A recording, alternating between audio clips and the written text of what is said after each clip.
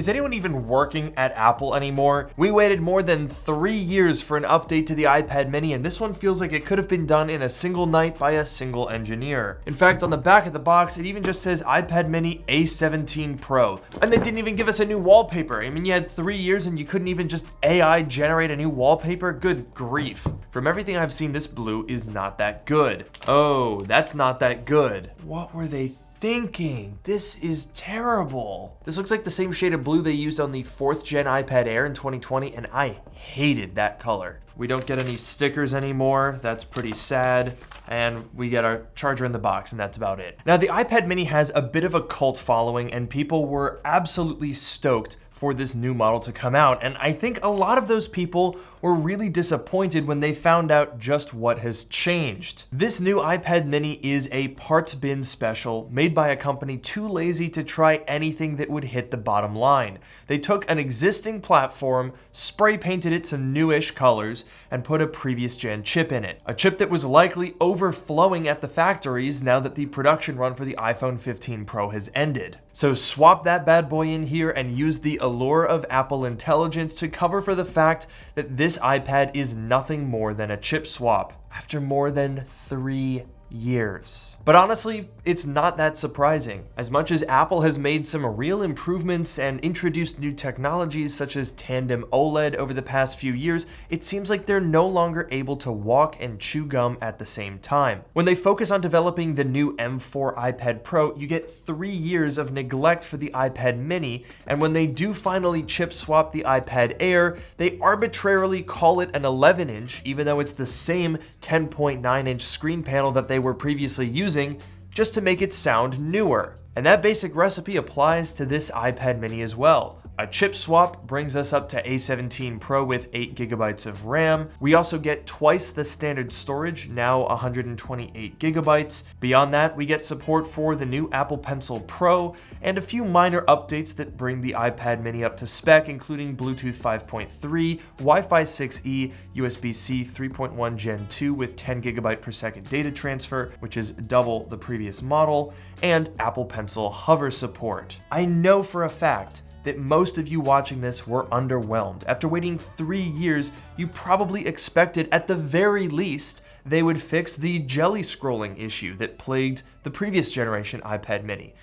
No, they haven't done that. You might be able to notice it in normal speed footage, but if we slow it down, you'll see that the jelly scrolling is still there. It's definitely better than the previous model, but it is still visible to the naked eye, and it only took me a few seconds to notice that effect. I think the fundamental issue is that the new generation of iPad mini fundamentally compromised on what the iPad mini was all about. But to explain that, we have to go back to the start right after a word from today's video sponsor.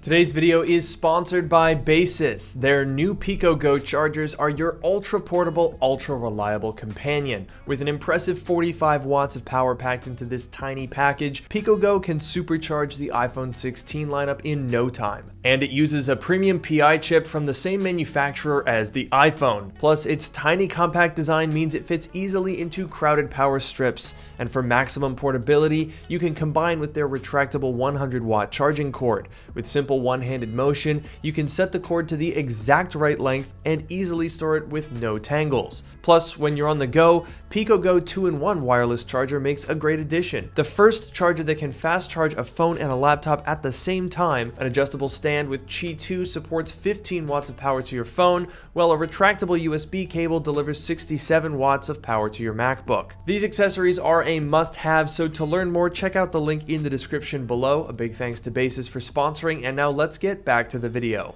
Curiously, the original iPad mini was announced exactly 12 years to the day before the new iPad mini became available on October 23rd, 2012. But looking back from today's perspective, that event was absolutely packed. Apple also announced the 13-inch Retina MacBook Pro, a spec-bumped quad-core Mac Mini, the slim iMac design that lasted all the way until 2021, and the iPad 4 with a faster A6X chip, Lightning port, and LTE support. And that, by the way, was the fourth iPad model to come out in just 2 years of the iPad's existence. And then on top of that, they announced the iPad mini. And the recipe for it was extremely simple. They took the 1024 by 768 display off the iPad 2, shrunk it down to 7.9 inches, made the form factor a little bit narrower so that you could hold it in one hand, and they gave it a dual-core A5 chip. So that meant it wasn't quite as powerful as the A6X in the iPad 4, and it didn't have a Retina display, but because it maintained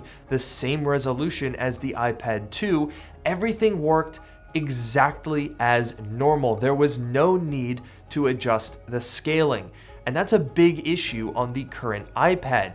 Even with iPadOS 18 and the ability to introduce larger app icons, which I think help a lot, the home screen of the iPad mini just doesn't look right. iPadOS scaling doesn't really work on this form factor, and that's evident in the limitations that this iPad mini has. Whereas the original one ran a completely normal version of iOS that was identical to what you would find on a full-size iPad, this iPad mini doesn't support features such as Stage Manager. And if you want to use Final Cut Pro for iPad, which is already limited on an 11-inch screen, it is practically unusable on this teeny tiny display. And things were just kind of different when the original iPad mini came out. I mean, for one, iPadOS was a lot less functional. It wasn't even called iPadOS, it was just iOS. You didn't have multitasking, you didn't have split screen, you didn't have any of those modern features. So going to a smaller device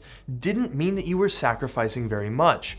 But now, when Apple tries to cram all of this stuff into a tiny little iPad, you run out of space incredibly quickly. And what you're left with is this weird middle ground that's too big to be iOS and too small to be iPadOS. And then there's the price tag. The original iPad mini launched at $329. Adjusted for inflation, that's $450 today, which is not too far off from the $499 starting price of the current iPad mini, but for just an extra $100, you can buy an M2 iPad Air with a larger, more usable display and a more powerful chip. So with this price point and feature set, the iPad mini is having an identity crisis. At $500, it is not a budget iPad, but with an A17 Pro, it's also not a computer replacement tablet.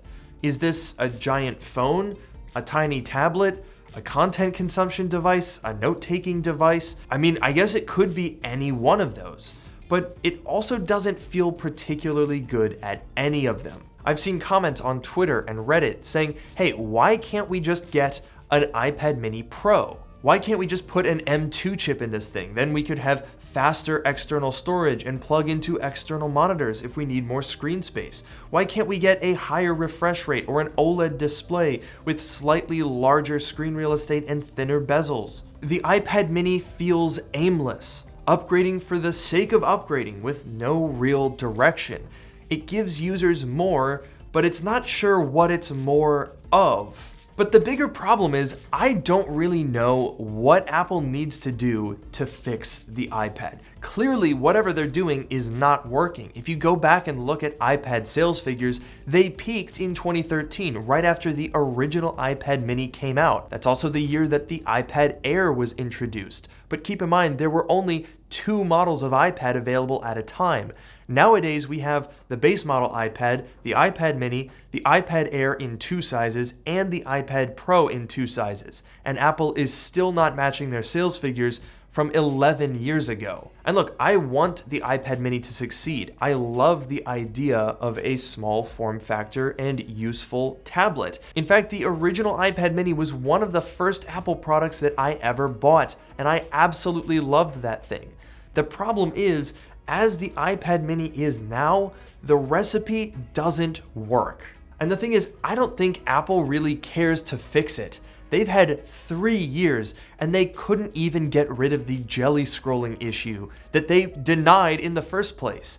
So they made it better, clearly acknowledging that it was real, but then they didn't fix it all the way. So it's crazy to look back on that October 2012 event where Apple released the iPad mini, the iPad 4, the slim side iMac, the Ivy Bridge Mac Mini, and the 13-inch Retina MacBook Pro 1 month after they released the iPhone 5 and a redesigned iPod Touch and iPod Nano, and 4 months after they released the original Retina MacBook Pro and the mid-2012 unibody MacBook Pro. I mean, think about that. In those 3 events, they overhauled the Mac lineup, overhauled the iPad lineup, and overhauled the iPhone lineup. That just doesn't happen anymore. Yes, it has been an incredible year. So the nicest thing that I can say about this iPad mini is that it exists. That's where the bar is.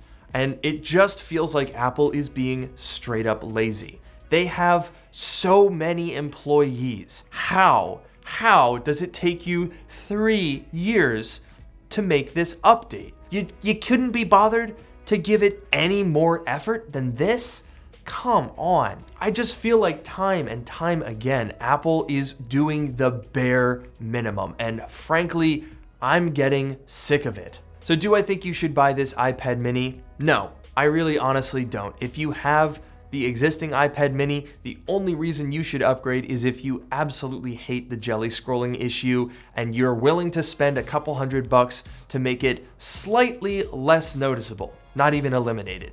Apart from that, honestly, just wait for it to go on sale or buy the old one at a discount. That's basically it. Thank you guys so much for watching this video. I'll see you in the next one.